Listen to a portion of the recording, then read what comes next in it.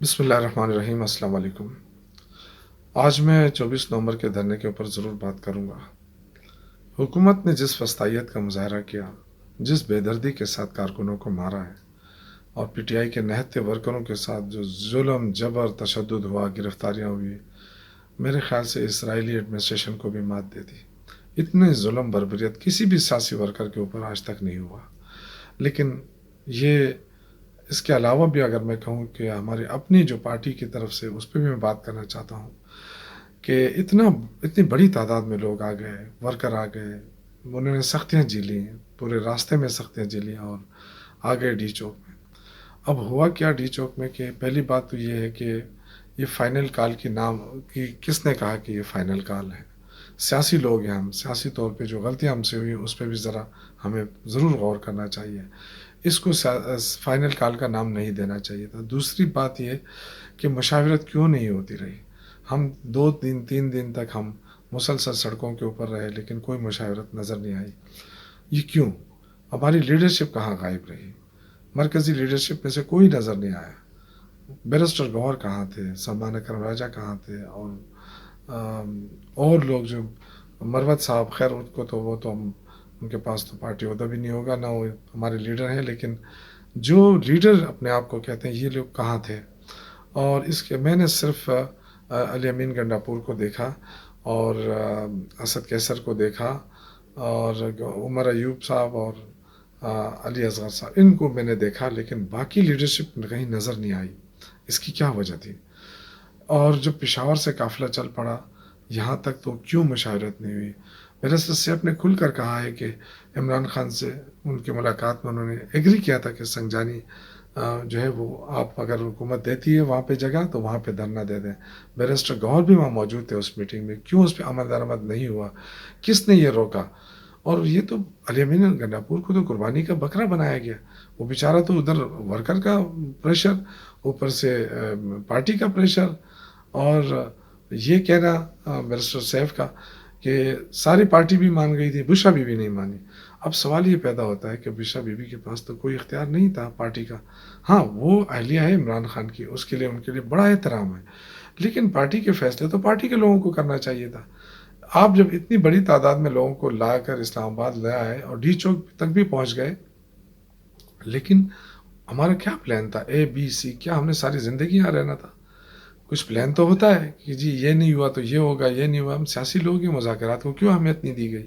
یہ بہت بڑا کویشچن ہے کہ کس نے مذاکرات سے انکار کیا اور کیوں؟ مطلب یہ ساری چیزیں ہیں کہ ہم نے اپنی غلطیوں کو بھی دیکھیں گے، لیکن حکومت نے جو زیادتی کی وہ کسی سے ڈھکی چھپی نہیں ہے۔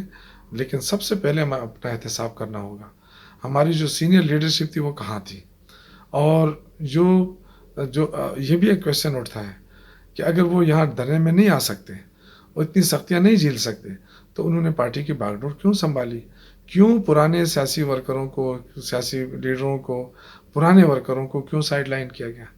عمران خان سے محبت ہے 96 سے، اور اسی طرح جتنے بھی ورکر یہاں نکلے ہیں وہ کسی کے کہنے پہ نہیں نکلے۔ کوئی اس خوش فہمی میں نہ رہے کہ اس کے کہنے پہ نکلے، اس کی صرف عمران خان کے لیے نکلے تھے، ان کی کال پہ نکلے تھے۔ لیکن ہم نے کیا کیا؟ اس سے پارٹی کو کتنا نقصان دیا ہم نے اپنے ورکروں کو کس طرح اس طرح بہرامی کے ساتھ چھوڑ دیا۔ تو یہ ساری چیزیں ہیں کہ ہم ایک تو پہلی بات یہ کہ ہمارے ورکروں کے پاس یہ جو پروپیگنڈا کیا گیا گورنمنٹ کی طرف سے، اسلحہ تھا، یہ سارا ناکام ہو گیا یہ پروپیگنڈا۔ اس لیے کہ اگر اسلحہ ہوتا تو پھر دوسری طرف سے بھی وار ہوتا، لیکن ایک طرفہ لوگوں کو مارا گیا، ان پہ تشدد کیا گیا، بڑی افسوس کی بات ہے۔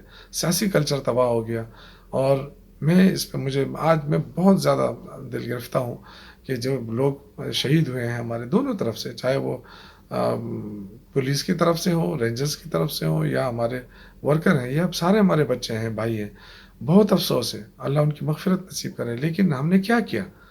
یہ وہ باتیں ہیں جو دل کی باتیں ہیں۔ کیا ہم ساری زندگی سیاست کو بچاتے رہیں گے، خاموش رہیں گے؟ میں تو نہیں خاموش رہ سکتا، اب میں تو بولوں گا۔ میرا کیا ہے، میں سیاسی ورکر ہوں، ساری زندگی ہمیں یہی سکھایا گیا ہے کہ عمران خان نے کہ اپنی بات بولو۔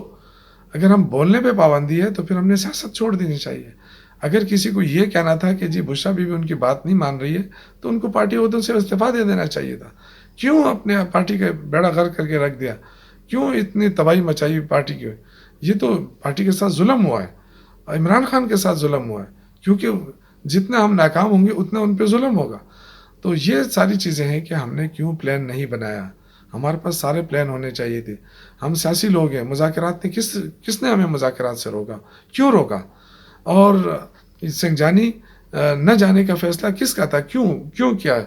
یہ ساری باتیں ہم پوچھیں گے ورکرز، ان کو جواب دینا ہوگا۔ اور یہ بہت بڑی پارٹی ہے پاکستان کی، سب سے پاپولر پارٹی ہے، اگر اس کے ساتھ اس طرح کا سلوک ہوتا ہے تو میرے خیال سے یہ ہماری ذاتی اور نالائکی ہوگی۔ باقی مجھے افسوس ہے گورنمنٹ کے رویے کے اوپر، ایٹیچیوڈ کے اوپر، کہ ابھی وہ آ کے جشن مناتے ہیں کہ ہم نے اسلام آباد کو صاف کر دیا۔ آپ نے لوگوں کو مارا ہے، آپ نے لاشیں گرائی ہیں، آپ جیت کر بھی ہارے ہیں، لیکن میرے خیال سے اس طرح باتیں کرنا، تکبر، فرونیت، یہ چیزیں آپ پہ جج نہیں کرتی ہیں۔ ہاں، ہماری غلطیاں جو ہیں وہ ضرور ہم اپنی غلطیوں پہ سوچیں گے اور اپنی پارٹی کو دوبارہ کھڑا کریں گے، اور انشاءاللہ تعالی دوبارہ بھی اسٹرگل کریں گے، سیاسی اسٹرگل کریں گے۔ سیاسی لوگ ہیں، سیاسی جدوجہد پہ یقین رکھتے ہیں، اور بہت سارے ایشوز اور بھی ہیں انشاءاللہ پھر کسی وقت، لیکن اس وقت یہی ہے کہ ورکروں سے میری گزارش ہے کہ متحد رہیں۔